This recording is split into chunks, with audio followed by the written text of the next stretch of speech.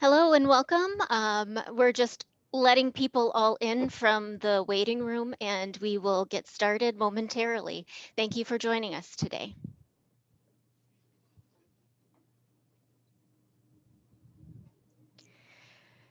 So now that everybody, I think, has been let in and has joined us, I'd like to welcome all of you here today for a really wonderful discussion with some really great speakers. To start off, my name is Erica Pedersen. I'm with the Office of Community Engagement. And on behalf of the Office of Community Engagement, I'd like to welcome you. We'll be talking about responding to rural healthcare needs today. And just a couple session logistics here.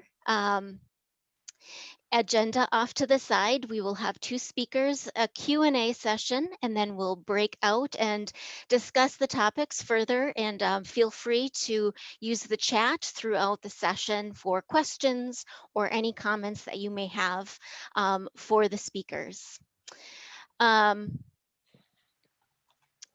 Just a quick statement regarding the IRB. Our office studies and is interested in the scholarship of community engagement. Because this is considered research, we need to advise you of the following information listed on the slide.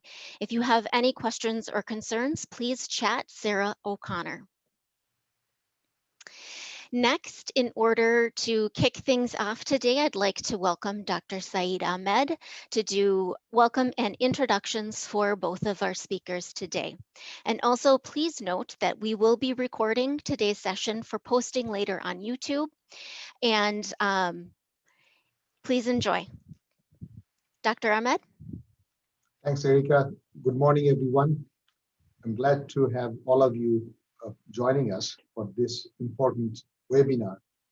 We titled it COVID-19 to Action, Responding to the Rural Health Needs. I don't have to tell anyone what COVID is doing to the rest of the world and USA. It is ravaging countries after country, and it is not leaving any group alone. We have the urban crisis and the rural crisis going on. Even my own practice, in last 6 weeks, I have seen more COVID patients than last 6 months. So every time I'm seeing patient, the number is increasing. That really comes home. Our today's topic is mainly focused on the rural health care. I don't think we'll be touching every subject. It is huge. But this is the time we always try to see, have we learned something from this crisis? That has been our goal. Where we are, where can we go? What is the learning actionable item? So today I'm delighted we have two wonderful plenary speakers. First will be Dr. Lisa Dodson. Dr. Dodson is a professor of family and community medicine at the Medical College of Wisconsin. She became the founding dean of the Medical College of Wisconsin Central Wisconsin campus in July of 2014. Previously, she was the director of the Oregon Area Health Education Center, or AHEC, and associate professor of family medicine at Oregon Health and Science University in Portland, Oregon. While there, she focused on developing the rural physician workforce. She is thrilled to be in Wisconsin, directing efforts to increase the physician workforce in the northern region of Wisconsin. Dr. Dodson is a tireless advocate for improving medical student education, for developing the workforce to care for rural and other underserved populations. Following Dr. Dodson, we'll hear from Mr. Tim Size. Presentation of his title is Community Economic Development as a Driver of Rural Health. Tim is the founding executive director of the Rural Wisconsin Health Cooperative, RWHC. It began in 1979 and has grown to be a collaborative of 43 rural hospitals and local health systems. They have the mission of shared services and advocacy. Tim has a BSc in biomedical engineering from Duke University, an MBA from University of Chicago, and an honorary doctorate from Medical College of Wisconsin. He is the president of Wisconsin Council of Medical Education and Workforce, vice chair of the Wisconsin Health and Facilities Authority, an immediate past president of the Wisconsin Academy of Sciences, Arts, and Letters.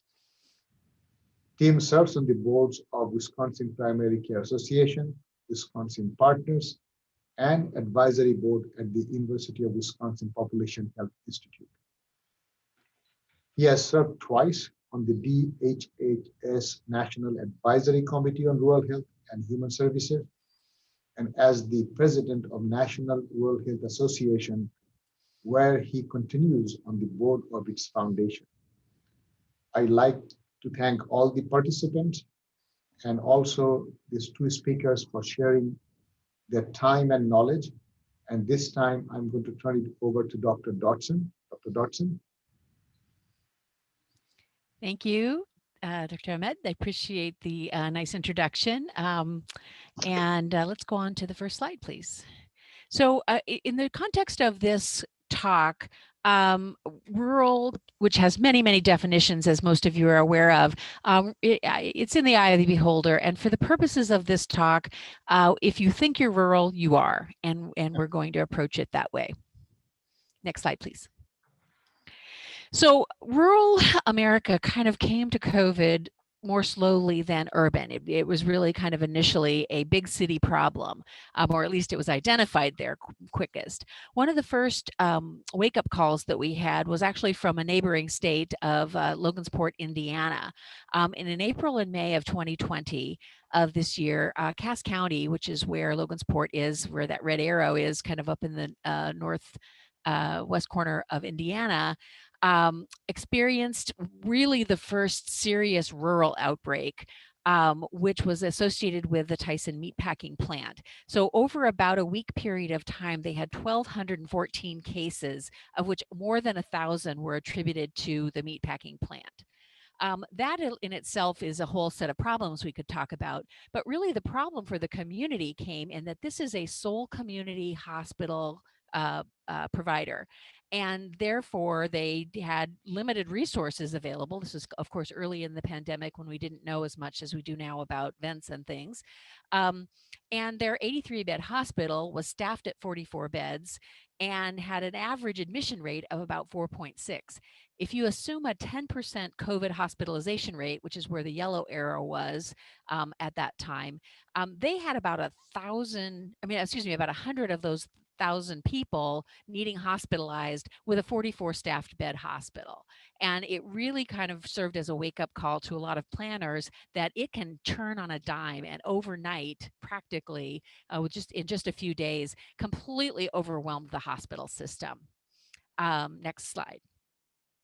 So this is actually Wisconsin's data from earlier this week, and I actually just pulled up and added to the slide today, so hopefully it'll come through. This is our disease activity, because we were still seeing about a significantly in excess of 10% positivity rate across the state. That's the dark blue case activity. And a slight uptick. Actually, thankfully, this did not turn out to be as bad in the post Thanksgiving era as we had feared. And then this is pulled up from today. This is all from the Wisconsin DHS website. So you can see that we've actually got a declining rate down to just about 10% now, which is where you can kind of start seeing hope, I think, in the future.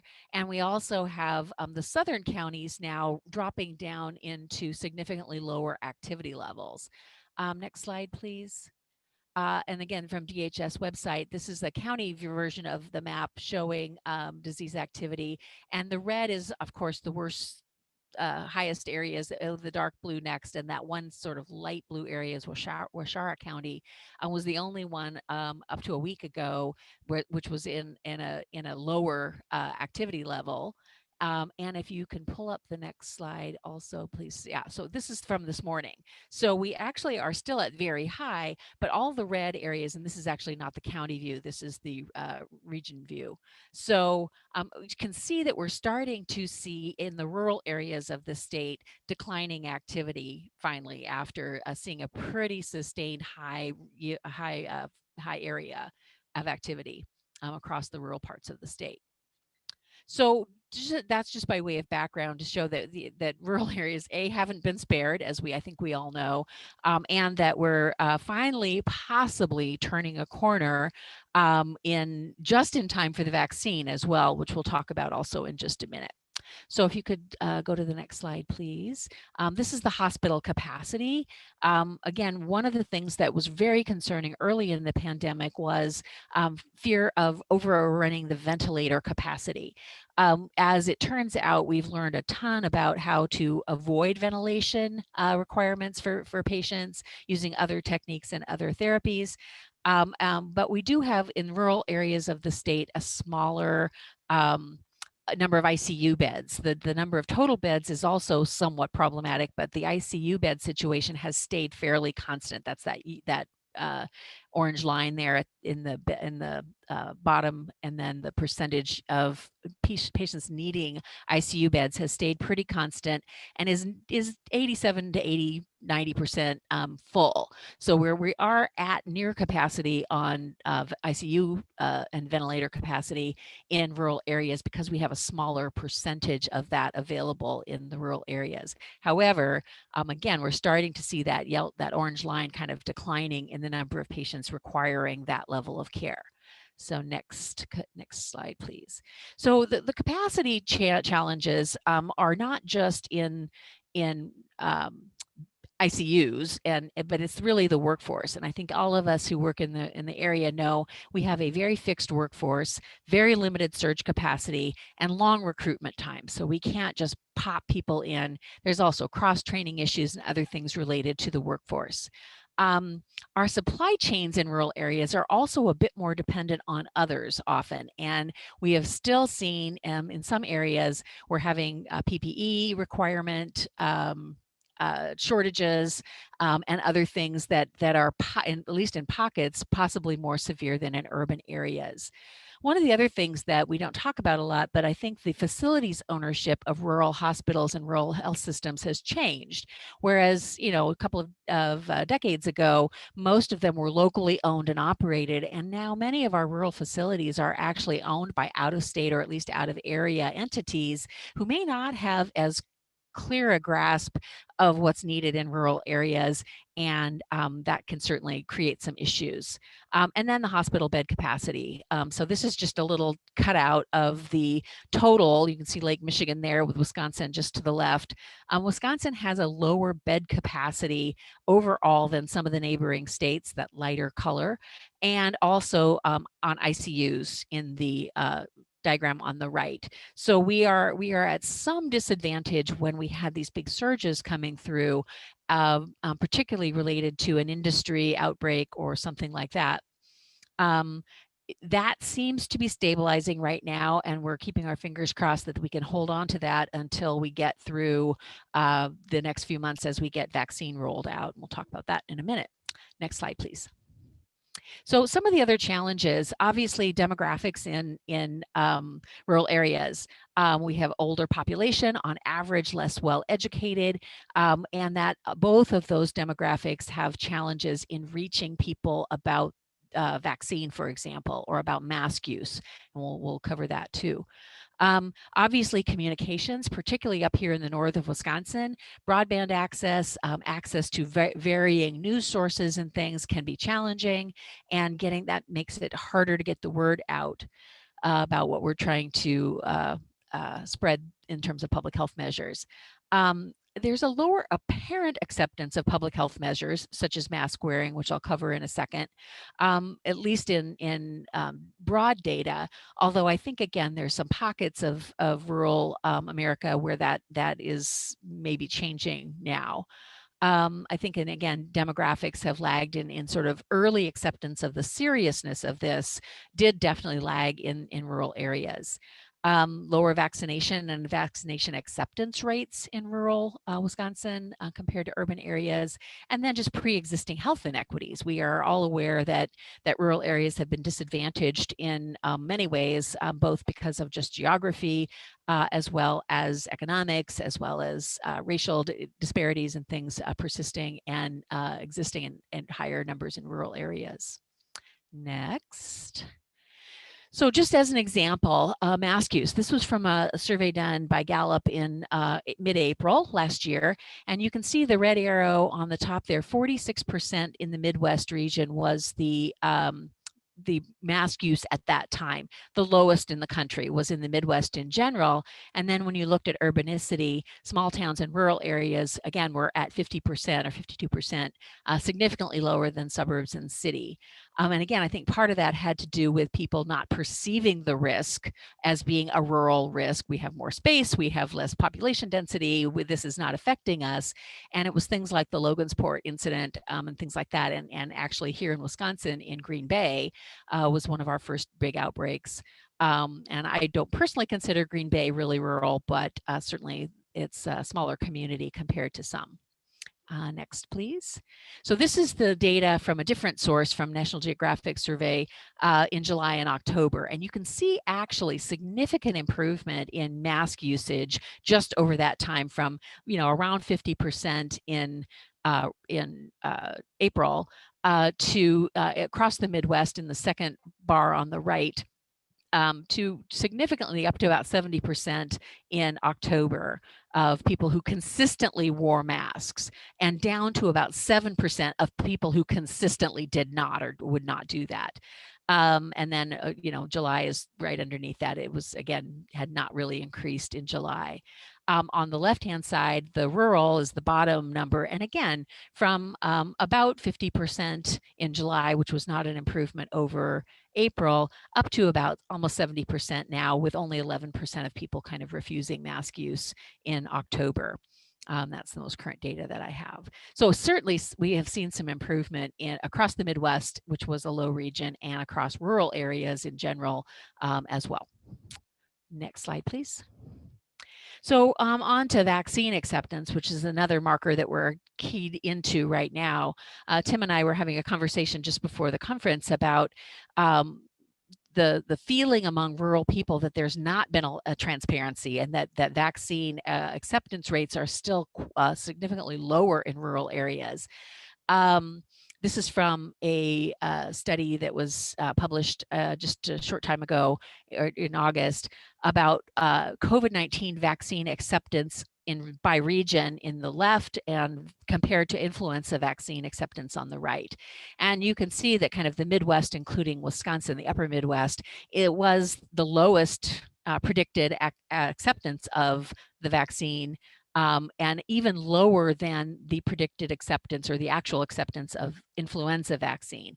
And that's really concerning to those of us who are trying to really find our way through this and feeling like vaccine is the way that we're going to get through this. Now, this was back in August before there was a vaccine, and there's some data coming out now that shows those vaccine acceptance rates trending upward across the Midwest and here in Wisconsin as well. Next slide, please. So the upside of just general is we have learned a whole lot about COVID.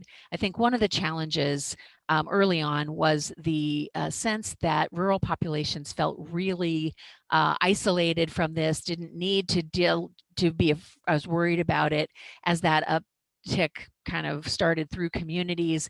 As I think everybody knows, this got highly politicized during this election, to the point where at one point your political party affiliation was the best predictor we had of whether you would wear a mask or not.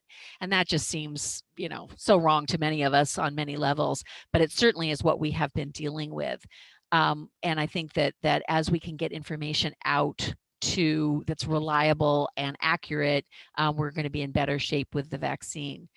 We've also learned a lot about public health and preventive measures. I think there was a great deal of confusion at the beginning about whether masks were effective. We were told they weren't, and then we were told they were, and then, all the different things. And I think, again, the messaging that came out of government particularly got filtered through a political process that did not help us in rural areas, or urban areas either, for that matter. I think attitudes and practices are changing. We definitely see a trend upward in mask use across the country in all demographics. Vaccine is now available. It's rolled out. We got our first doses in Wisconsin this week.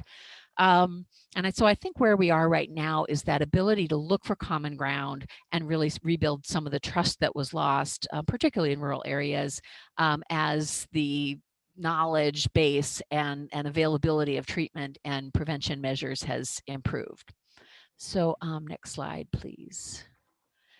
So some of the challenges and strategies for dealing with them, I think on the workforce side, we have got to address pandemic fatigue. If you talk to any hospital administrator, we've got populations that of providers of care that are just dragging and no relief in sight. And we've got to really meaningfully address how to get those folks some rest and relief so they can continue on, because I don't think any of us feel like, even with a vaccine, that we're out of the woods. We're going to be in for several more months of this, at least. I think meaningful action-oriented support of health professionals, not just lip service and not bringing them cookies, but really actually looking at ways that we can provide them with some relief is going to be really important. I'm the dean of a medical school campus, and so support for health professional education has been really key through this whole thing. We had a period of time where students were abruptly taken out of providing care. And we've been able to kind of reinsert them, at least on the medical school side. And I know some of my nursing and PA colleagues have said the same thing. These are really important things. We have to grow our own. That's why my campus is here, is we need to really attend to making sure that these students get through this pandemic with their education intact, because they're going to be the providers who are going to provide the long-term relief that we need to support our communities. Supply chain issues, again, we've got to really do better anticipation, some creative resource allocation, and adopting cross-system strategies, again, related to out-of-state ownership of hospitals and things like that. Next slide, please. Education of the public, again, addressing the demographics that we have. I think we have to tell the truth. We have to reinforce the science and increase the transparency that's coming from government at all levels and from the pharmaceutical industry, from the drug providers, the manufacturers. There's just been a lot of troubles. I think we have to really acknowledge there's a bunch of conspiracy theories out there, just stuff that's bad information, but it's going rampantly through the community, and we have to take action to address that. And then using a variety of multiple outlets and media, recognizing that on average, rural folks get their news from fewer sources. We're going to have to do a better job at dealing with that, and addressing the insurance enrollment after all the job losses. Restoring the economy is going to have to be a huge thing we all need to get engaged with. Next slide, please. And then the systematic change. This is going to take not just the healthcare people and the government getting in the business of fixing this. Businesses have a clear stake in all of this, education at all levels, healthcare administration, the delivery system.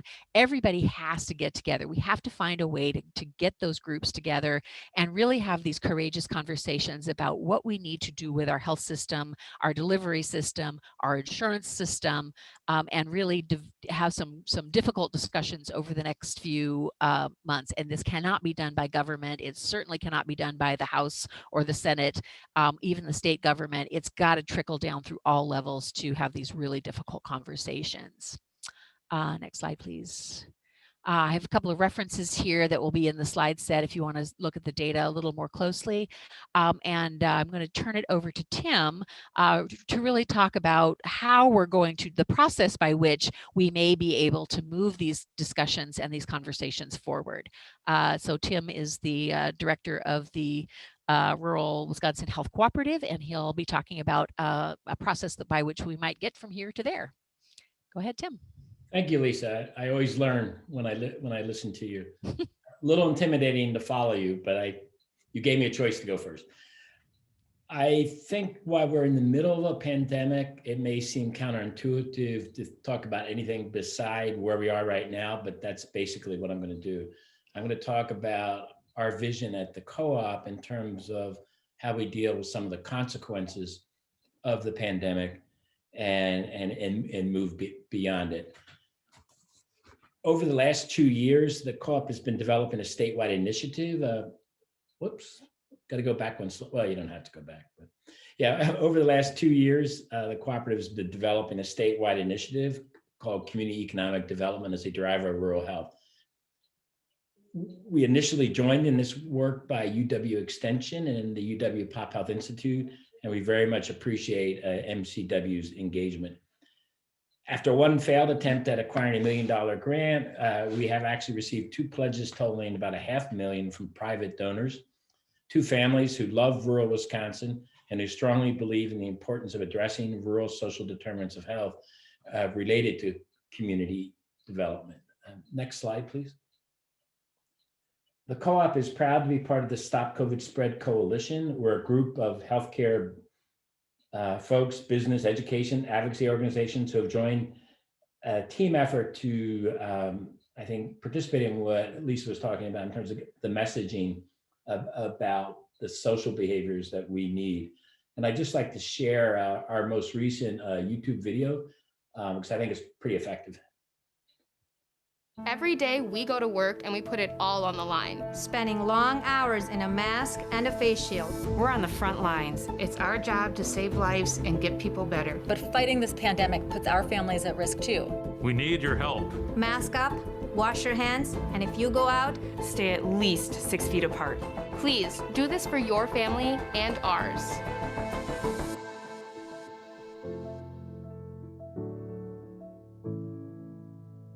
Thank you.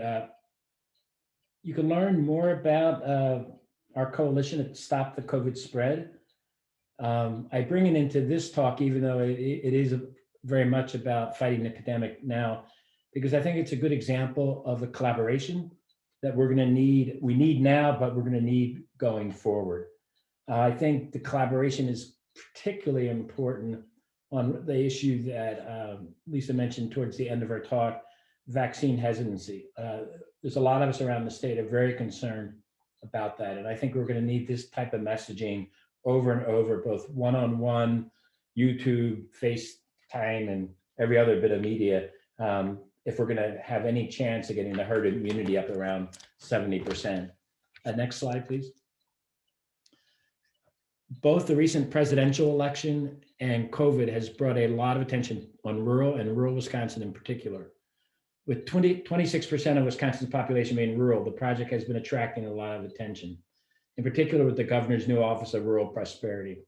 In fact, just yesterday, the governor's Blue Ribbon Committee on Rural Prosperity put out, I think it's about a 70-page report filled with recommendations. So if you're interested, you can Google Wisconsin Blue Ribbon Committee, and I think you'll find the report quite quickly. Next slide. 2/3 of Wisconsin's rural counties saw their population drop between 2010 and 2018. That decline is associated with smaller workforce, fewer jobs, and ultimately slower income growth. I mean, you just don't keep shrinking and expect anything good to happen. According to the Robert Wood Johnson Foundation's funded county health rankings and roadmaps, 2/3 of rural counties now rank in the bottom half of Wisconsin counties compared to only 23% of urban counties. I think a lot of people are not aware of that statistic. Social and economic factors indeed drive poor health, but not just in urban communities, but rural communities as well. COVID has directly impacted the health and life of many, but the indirect impact through loss of income and employment will continue long after we stop this virus. Next slide. We must develop sustained multi-sector collaborations to reduce this all too common rural landscape. These pictures are all pre-COVID, and I can assure you there's a lot more of these signs up now during COVID. Next slide, please. Our long-term goal with our initiative is that health will improve and be equally accessible across all zip codes. Related goal is that we never again allow medical care and public health sectors to be so ill-prepared to work together to protect our communities. In addition, while our focus is rural, we know that for rural to succeed, we must find common ground with those working statewide and in our urban communities. As the last election has shown us, there are significant divisions in our state that have a geographic dimension. I don't believe as a state or a country we can prosper so divided. We have to make it a priority to look for common ground. Next slide. Our future requires hope and new ways of doing. The pandemic is heartbreaking time I know for all of us, particularly I think, again, Lisa mentioned this, the politicalization of something that should be driven by science. Going forward, we can choose despair, our silos, and inaction. But with this initiative, we choose hope and collaboration. Next slide. Our goals are really quite simple. The four, we're going to work intensely over the next coming years to increase rural hospital engagement with multi-sector community economic development. We're also going to work to increase the effectiveness of rural hospital engagement. We're going to also work to bring a rural health perspective into state community economic development initiatives, such as the governor's Blue Ribbon Committee we just mentioned. And we're also going to bring a state community economic development perspective into local rural health initiatives. Next slide, please. This proposal is really all about the diffusion of innovation. And I guess many of you have seen this pretty classic slide. We have individual rural health leaders already actively engaged in community economic development, and our goal is to make this the norm. Innovation requires sharing information, but also technical and process skills. So we will be trying to diffuse along multiple dimensions. Rural hospitals and our partners can make this happen. Next slide, please.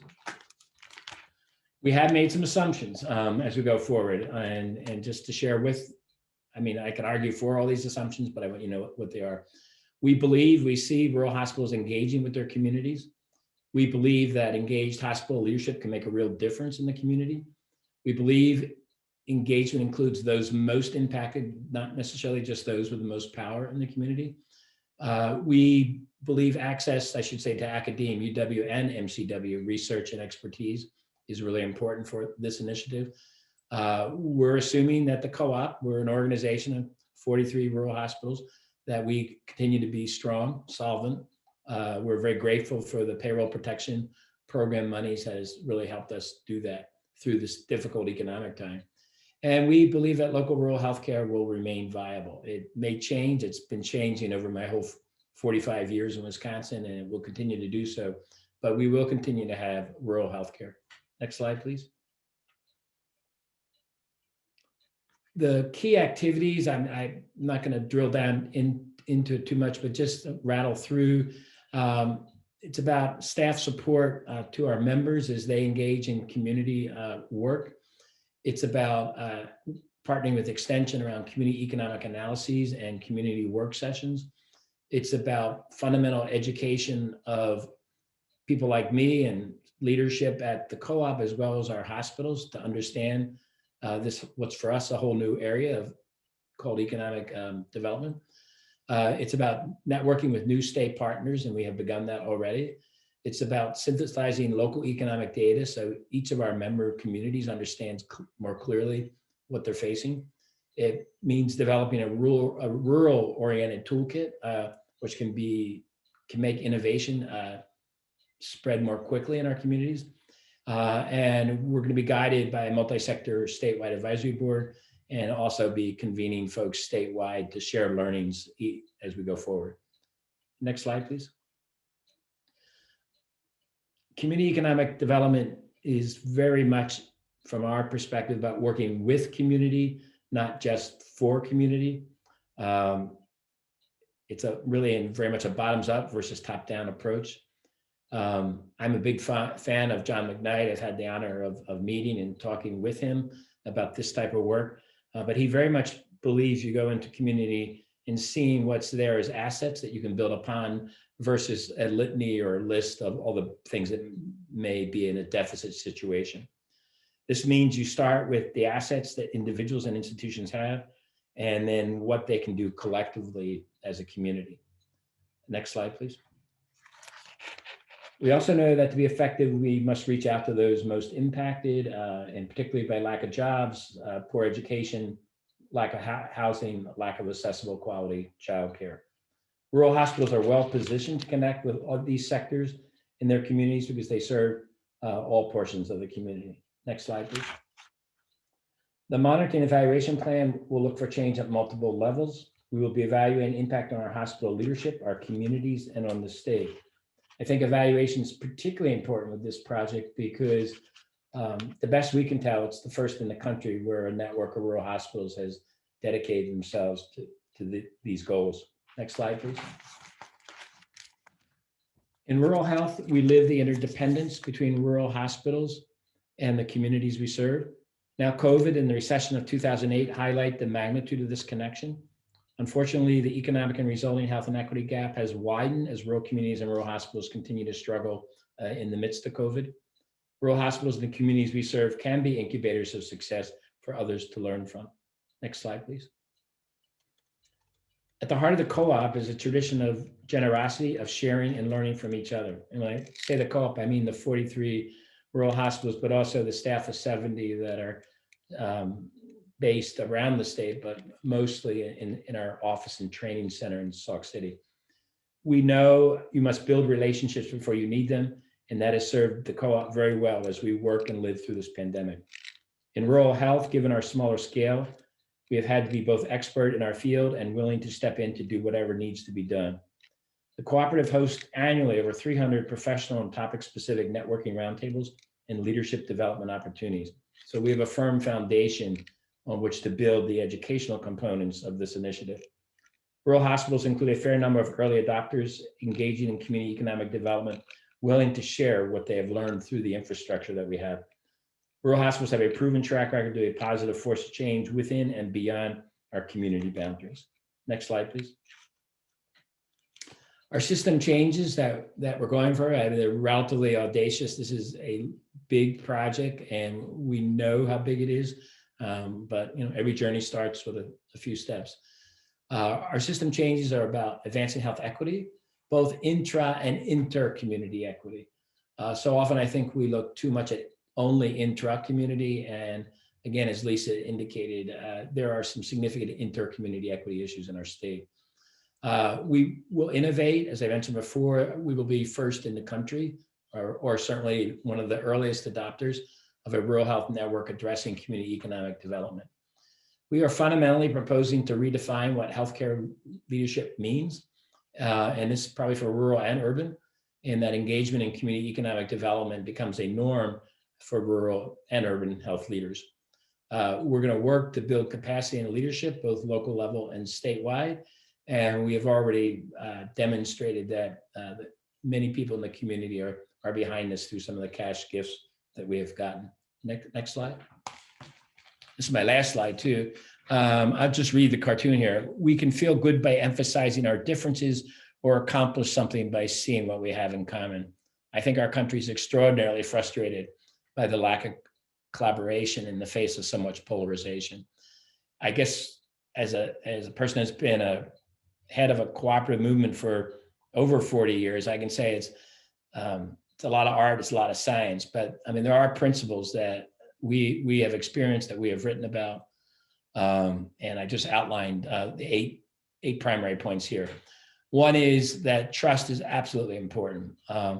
And quite frankly, in the middle of a pandemic, it's not when you build it. You got to hopefully have built it before you enter into days like we have right now. The commitment has to make sense for collaboration. Participants have to feel they're needed. All are involved in basic planning. There's an understanding of the big picture by all participants. The participants have the ability to affect their own future, and there's accountability up front, and there's decisions that can be appealed by the participants. So that's what I want to share right now, and I look forward to the Q&A as well as the breakout sessions.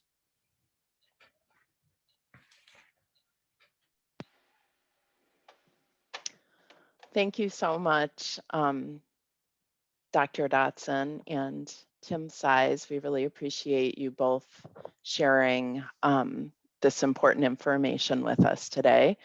I do have some questions that have come in through the chat. So I plan to ask a few of for both of you to respond to, and then I also have some that are specific to each of your presentations.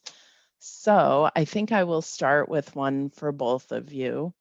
And that is, what are some steps that community can do to identify assets in the community as described specifically in Tim's presentation, but you've both spoken about assets. Lisa, go first.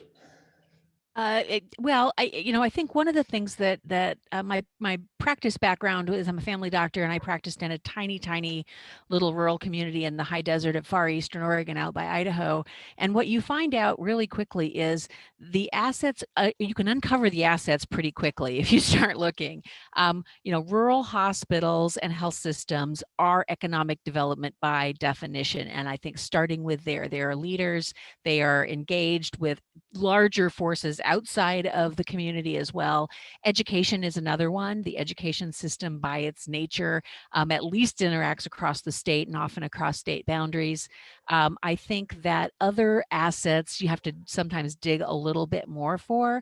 But who are the people who are stepping forward every time every meeting you go to? There's a short list, right? And so I think that it takes some diligence of uncovering that, and then applying the principles that Tim is talking about to the economic side of this, if that's the question. Right now, we've got to get to a better group of leaders who are going to be able to help with the vaccine issue, continue with the masking until we've got this thing under control, which is going to be at a bare minimum months. I think there's a lot of concern about the vaccine rollout and things, and we're just going to need to get those assets, those things the education system and the health system have to offer, among others, and really make them a part of the solution in the short term, and then carry that forward, because this is not the last rodeo, right? We're gonna have other issues that we're gonna have to keep addressing even after the pandemic is in the rearview mirror. I would agree with all that. I would just add a couple of points. The co-op is active in a group called Wisconsin Partners, and we help support local community conversations where people who are not necessarily the usual suspects and are typically outside of local government come together and say what's important to them in their community and what do they want to work and fight for. And then they start putting together a plan. And there's some great examples of success around our state in that regard. I think basically, though, I would add also that outside facilitation is often very helpful. Both to bring knowledge, but also to create new conversations. Often all of us get stuck in a rut. And so I think outside facilitators, and there's many working in our state. I think UW Extension has a long history of playing that role in terms of local community economic development. Yeah, and here in central Wisconsin, WIIPS, which is Wisconsin Institute for Policy and Public Service, is a great facilitative source. Our faculty, we actually have faculty and student projects going on around this topic, not just vaccines, but also community engagement and how we engage one another in dialogue across differences. So there are some other resources out there. I just joined them, and Linda Ware, who's been with them for years, is a close friend who I idolize. Yep. Yeah. No, there's some really good resources there as well. Great. Thank you both. So kind of building on that, we had a question come through the chat. It asks, is the education necessary in these communities being considered as a short-term solution or long-term systemic change? And a subsequent follow-up was, what would be the role as part of the solution? Well, I'll just take a yes and yes. I think that the short-term needs clearly are to get people onto the same page to address the vaccination issue, to address provider sustainability. I think if you aren't involved in the healthcare system, it may not be clear to you how tired our healthcare workers are. And we need to get really serious about figuring out how to provide them with the relief that's needed to get through the rest of this and not have them quitting, leaving, changing careers. So I think there's a short-term element to that. In the long term, though, as I said in one of my slides, I think that everybody's got to get back to the table. We need business involved, and business often doesn't come to the table around healthcare, and yet they pay for a great deal of it.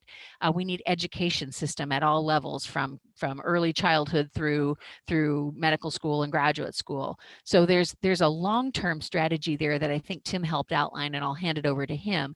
But we've got to get through this short-term situation with some serious discussions about the problems that remain campaign at getting everybody more united and eliminating some of this distrust and fear that's I think still among us related to all the politics involved, at least in my opinion. Yeah, I totally agree with Lisa. I would add the video that we showed was a call for help from our healthcare providers, workers around the state.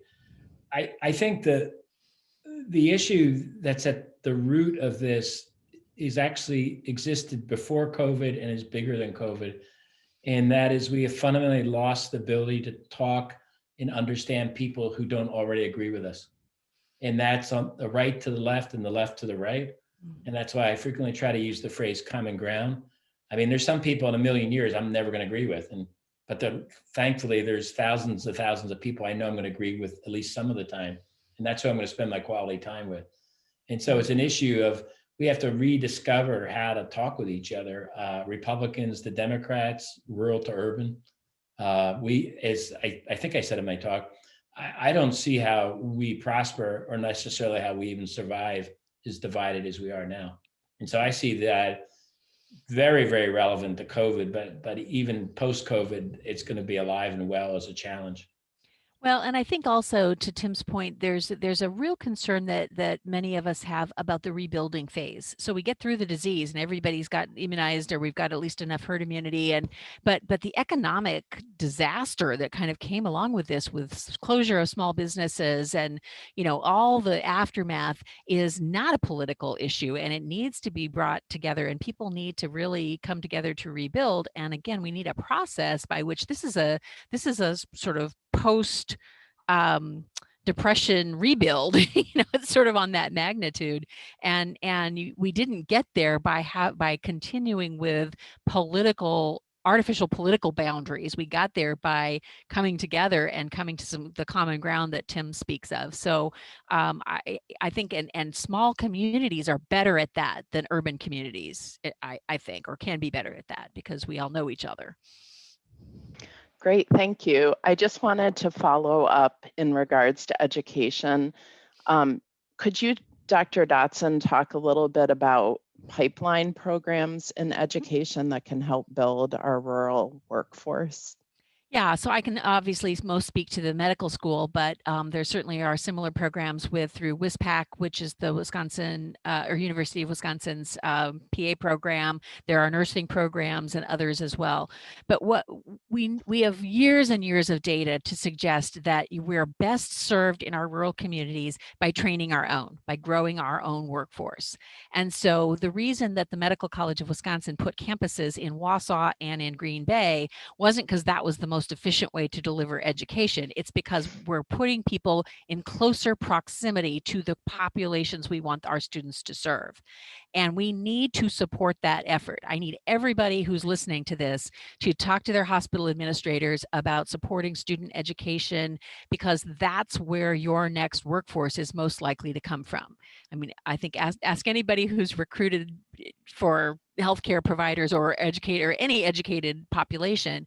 If you recruit somebody from Florida and pay them a great salary and a bonus and all of that, and then and then have them come and look at what happens, 7 years later, they're not there.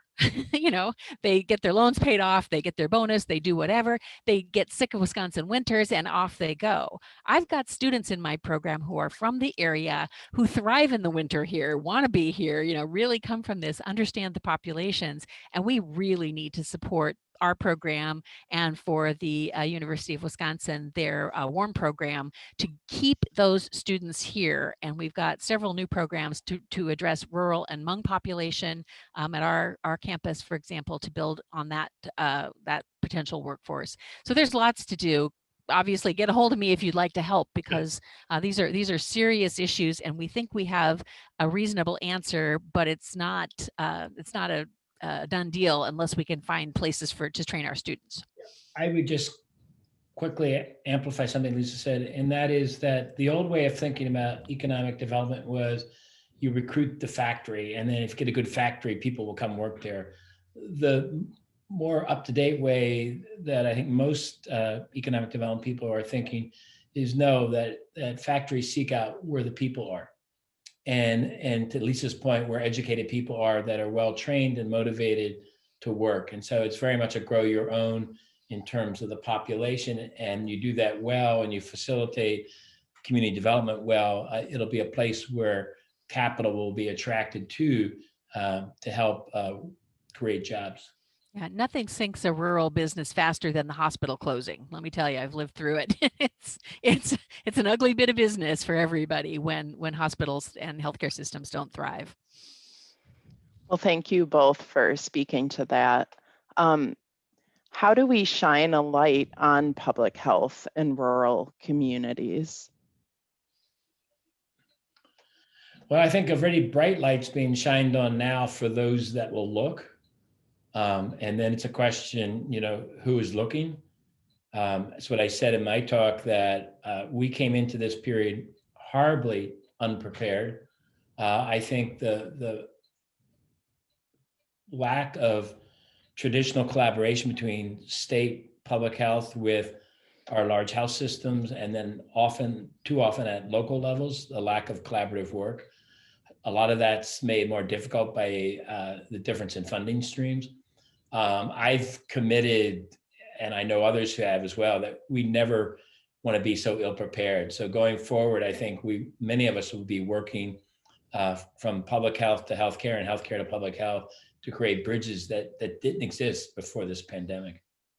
Yeah, if you look, I completely agree. I mean, if you look back historically, we have just allowed our public health infrastructure to be defunded to the point where it almost didn't really exist prior to this. So I can remember after 9/11, serving on a 2-year-long effort to really get our institution prepared for the next disaster, whatever that was going to be, whether it was a natural disaster on the West Coast, like earthquakes, wildfires, here in the Midwest, tornadoes and, floods and things. And we need to draw on the efforts that we've made in other sectors in the past and reinstitute the policies and procedures and things that will help us manage this. And, just simple things like the supply pipeline. We went to a very lean model of staffing and of supplies at most hospitals, and that carried over to rural areas. And we just were caught without a sufficient amount of resources, and we can't let that happen again. So I think there's a lot of work to do that has, it has to be done at a policy level, but people, us, all of us who are community members need to step forward and say, you know what, I'm going to put my political differences aside and I'm going to figure out how to help my community make this work. And that is something that takes a certain amount of courage to look your neighbor in the eye and say, yes, I understand you voted differently than I did. However, this is the task at hand, and it isn't political, and it's hard to do, but I think the time is ripe. We have not in my recent memory had a better opportunity to do those things if we're courageous enough to do it. I think there's also a need for reframing. I really need to talk and think more about the health of the public than public health. I think public health is seen incorrectly, but it's seen synonymous with government. And I think the health of the public depends on close collaboration between private and public sectors. And that's the major reframing. And I would say from both parties, but particularly my colleagues in healthcare, we need to be more vocal and open our arms more widely to those who do work in government for the health of the public. Yeah, I think a really interesting sort of microscopic example of that here recently is early on, if you go back to sort of the middle of the summer, vaccine acceptance in a totally theoretical model, of course, since we didn't have any available, women were significantly higher in their potential acceptance of a vaccine than men.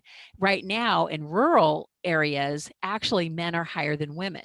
And I think that's partly, at least, because of the messaging that got to people saying, if you want to get out of this, if you want to not have to wear masks and not go to football games anymore, you need to get vaccinated. And there's at least some messaging that got to a population based on some very specific concerns that they had.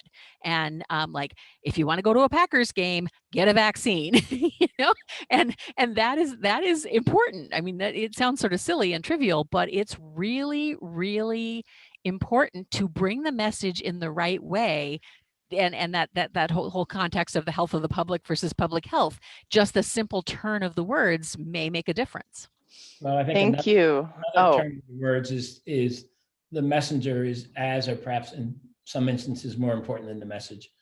And I think like with the campaign that I showed you of with Stop the COVID Spread, it's a very deliberate choices to have Green Bay Packers, Tommy Thompson, and other, beloved folks who aren't identified with public health from the government, because they simply, with those people who I think we most want to reach, they're more likely to be heard.